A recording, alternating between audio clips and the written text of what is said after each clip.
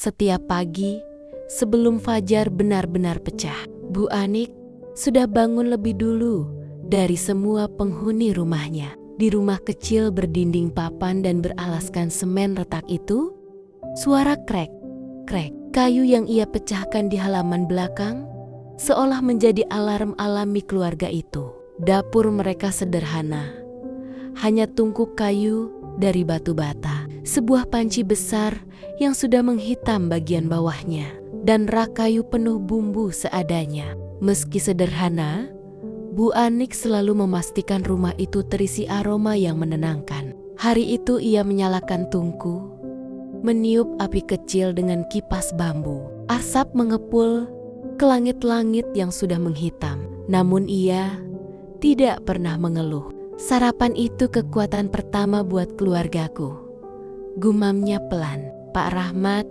suaminya, bekerja sebagai buruh bangunan serabutan. Kadang dapat proyek, kadang tidak. Tapi setiap pulang, ia selalu senyum. Meski tubuhnya penuh debu dan peluh. Ulil, anak pertama usia 12 tahun, duduk di bangku kelas 6 SD.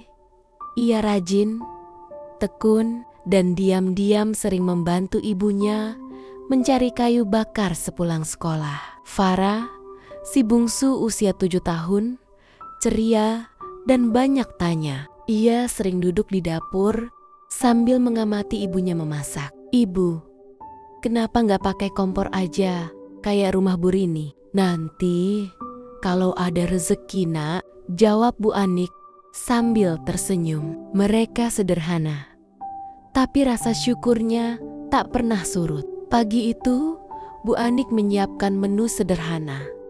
Sayur bening bayam, sambal terasi, dan tempe goreng yang ia iris tipis agar cukup untuk semua. "Bapak mandi dulu, Bu," kata Pak Rahmat sambil duduk di kursi bambu. "Iya, Pak, biar sarapannya siap sebelum Bapak berangkat." Ulil membantu menyiapkan piring. Farah membawa gelas-gelas plastik ke meja kecil.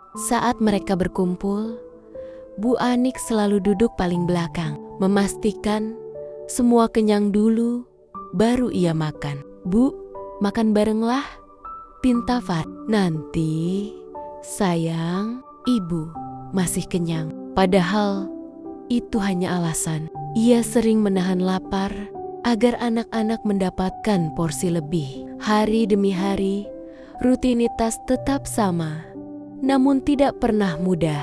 Kadang hujan, kayu-kayu menjadi basah sehingga sulit menyala. Kadang harga minyak goreng naik dan Bu Anik harus mengatur uang belanja lebih ketat.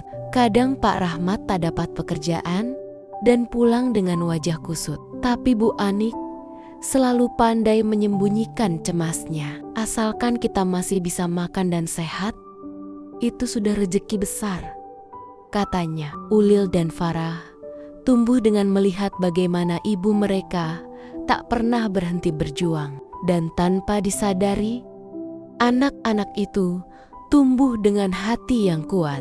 Suatu sore, Bu Anik duduk sendirian di depan tungku. Ia memandangi panci yang mulai menghitam lagi. Tangannya kotor, bajunya bau asap, tapi hatinya tetap hangat. Kadang ia lelah, kadang ia iri melihat dapur orang lain yang bersih dan modern. Kadang ia bertanya dalam hati, "Sampai kapan begini?" Namun ketika melihat Ulil membawa seikat kayu sambil tersenyum dan Farah memeluknya dari belakang, ia kembali kuat. "Tungku ini boleh panas," pikirnya, "tapi keluargaku adalah alasan aku tetap bertahan." Beberapa hari terakhir, cuaca di desa itu sering hujan. Kayu-kayu yang biasanya Bu Anik gunakan untuk memasak mulai lembab dan sulit menyala. Setiap pagi, ia harus bangun lebih cepat dari biasanya, memecah-mecah kayu kecil agar api cepat hidup. Namun, tetap saja asap dapur semakin banyak. "Ibu, batuk terus," ujar Farah sambil menutup hidungnya. Bu Anik tersenyum. Meskipun batuknya sendiri, tidak bisa ia sembunyikan. Gak apa-apa nak, bentar lagi matang kok. Padahal dadanya sudah sejak seminggu terakhir terasa sesak. Namun ia tidak ingin membuat suaminya lebih khawatir dari sekarang. Pak Rahmat bekerja sebagai buruh bangunan lepas. Kadang dapat panggilan, kadang tidak. Jadi Bu Anik berusaha sekuat mungkin agar semua tetap terasa baik-baik saja. Ulil, anak sulungnya, mulai sering memperhatikan ibunya. Sore hari, sepulang sekolah, ia melihat ibunya duduk di dapur, memegang dadanya sambil batuk ringan. Bu, kenapa? Sesak lagi ya? Bu Anik kaget. Ia buru-buru tersenyum. Enggak, cuma kecapekan tadi. Tadi Ulil lihat kayu masih basah semua. Biar nanti Ulil jemur lagi ya Bu. Bu Anik menatap anaknya lama. Ada haru yang tak ia ucapkan. Anak itu baru 12 tahun, tapi sudah mengerti terlalu banyak tentang hidup susah. Terima kasih.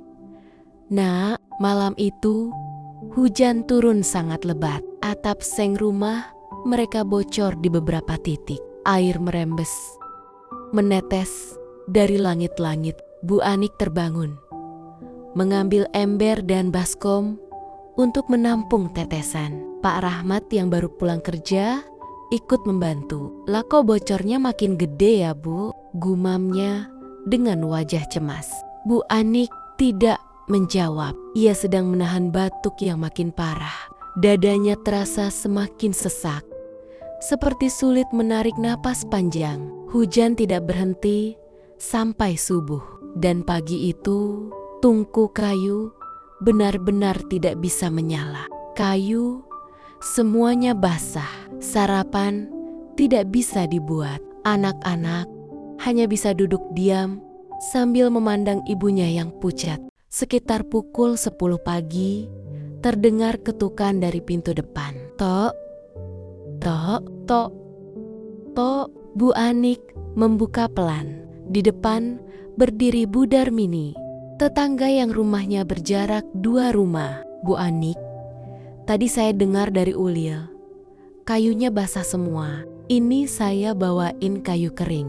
Baru tadi pagi saya belah. Bu Anik tertegun.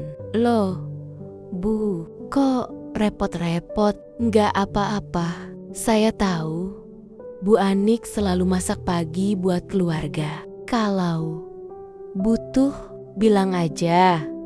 Ya, air mata Bu Anik hampir jatuh, tapi ditahannya. Terima kasih banyak, Bu. Namun yang membuatnya terkejut bukan hanya bantuan kayu, melainkan kalimat berikutnya. Saya mau tanya, apa Bu Anik mau bantu masak di rumah saya sesekali? Saya lagi sering dapat pesanan nasi kotak.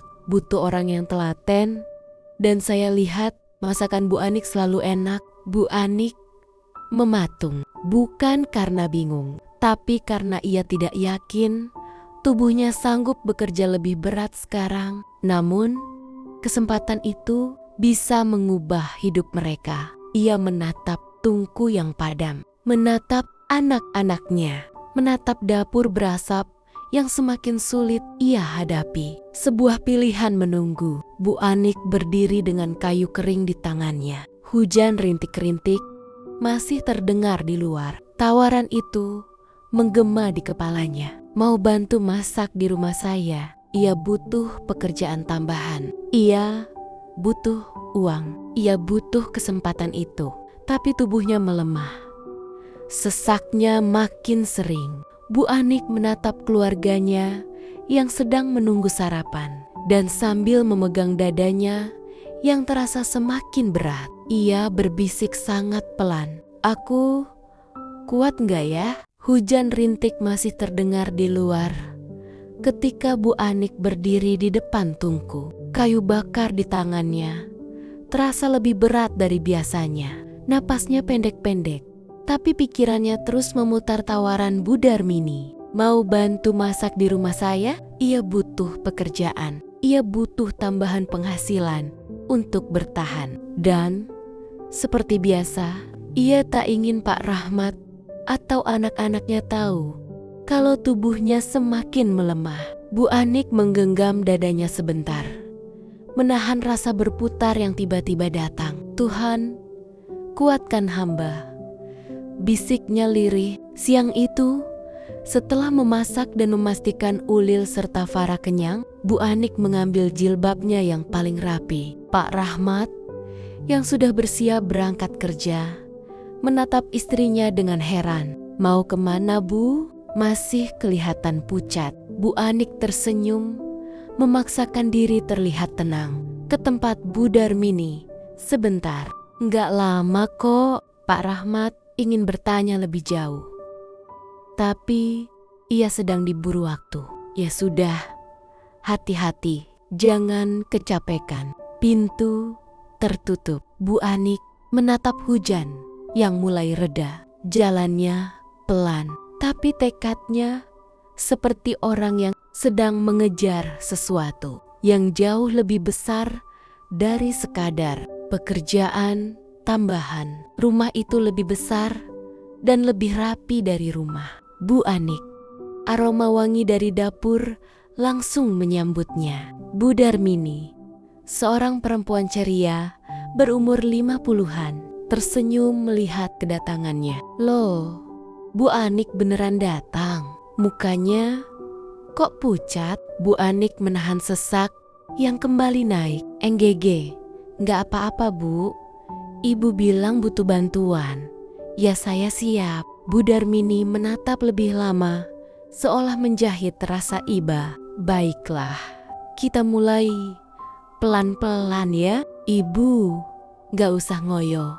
Tapi Bu Anik tetap memaksa tangannya bergerak cepat. Ia mencuci sayur, memotong bawang, menyalakan kompor, dan mengaduk bumbu. Geraknya cekatan, namun di sela-sela itu, batu kecilnya mulai terdengar. "Bu Anik, istirahat bentar," tegur Bu Darmini. Bu Anik tersenyum tipis. "Nggak apa-apa, Bu. Saya masih kuat." Namun tangannya bergetar ketika uap dari panci naik bercampur dengan panas kompor. Kepala Bu Anik mulai berputar tajam.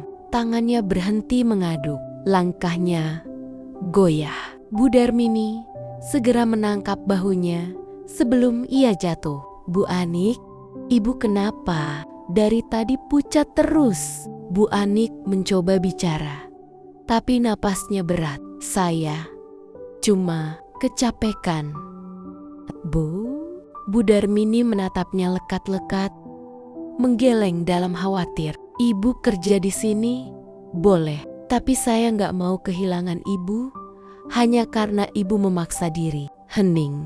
Uap dapur mengepul di sekitar mereka, seperti asap dari tungku di rumah Bu Anik setiap pagi. Lalu Bu Darmini menambahkan pelan, "Bu, apa Ibu sudah pernah periksa?" Bu Anik diam, menunduk. Air matanya akhirnya jatuh juga, meski ia cepat-cepat menyekanya. "Saya nggak punya cukup uang buat periksa." Bu Darmini menahan napas panjang.